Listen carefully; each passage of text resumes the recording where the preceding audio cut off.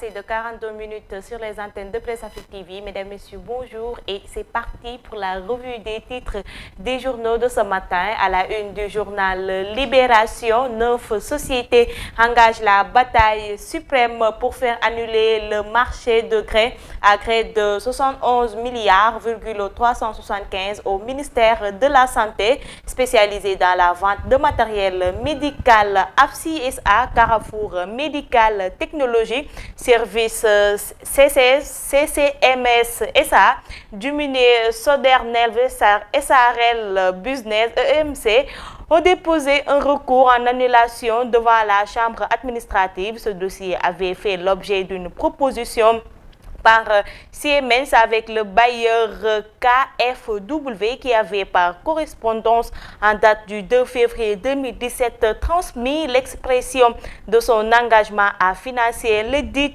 projet en 2021. La société ACD a réintroduit ce dossier en y rajoutant d'autres lots. Les propositions qui ont été faites en 2017 et rafraîchi en 2022 ne pouvait être conclu par entente directe. La conclusion de ce marché par entente directe a pour conséquence immédiate de tuer la concurrence et de créer un monopole de fait pour la société ACD. Pendant ce temps, Vox Populi s'intéresse sur la radiation et réinscription sur les listes après Ziguinchor. Sonko joue l'autre partie de cartes. Le 12 décembre, ce sera en audience spéciale au palais de justice Lat Dior. Dans la même mouvance, les Échos aussi se penchent sur la réinscription du leader de l'ex-parti PASTEF dans les listes électorales. Le tribunal de grande instance de Dakar entre en action. La première bataille de Sonko fixée mardi prochain. L'observateur, lui, s'intéresse sur les revendications et sollicitations.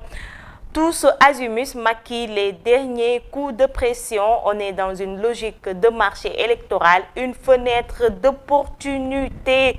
Source A toujours sur la requête de sa radiation des listes électorales examinées le 12 décembre. Ultime cartouche de Sonko, toujours selon le confrère Amadou Ba, candidat de Benno Bokk Yakaar à l'élection présidentielle de 2024.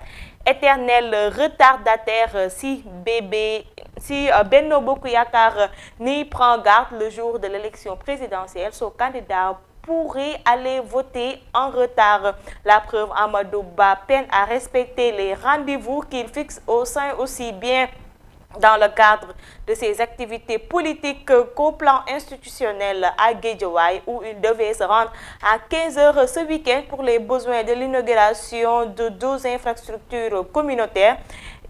Il est allé vers 20h à Gaïa, attendu dans l'après-midi. Amadou Ba a débarqué à 4h du matin. Bisbi le jour se penche lui aussi sur le financement présumé de Sonko par des lobbies du pétrole. L'affaire enflamme la société civile pour une enquête méprisante. El Malik Ndiaye qui parle que Sonko soit rebelle, salafiste, voleur, violeur. Nous l'aimons. Accusation à la veille d'élection, Macky Idi en 2012 et les 7 milliards de Taïwan et du protocole de Rebeuss, profit de Makhtar Diop, un maquiste fils de Cicelo. Le député, je maintiens mes propos, qu'il arrête de diaboliser les gens.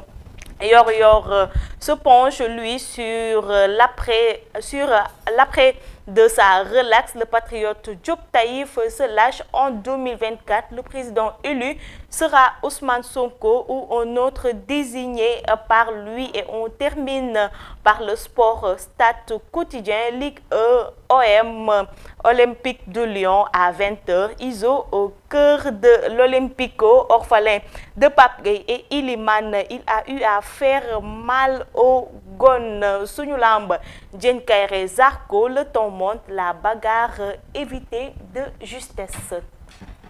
Mesdames, Messieurs, c'était tout pour la revue des titres des journaux de ce matin. Merci de l'avoir suivi. Retrouvez-moi à 10h pour le journal des JT.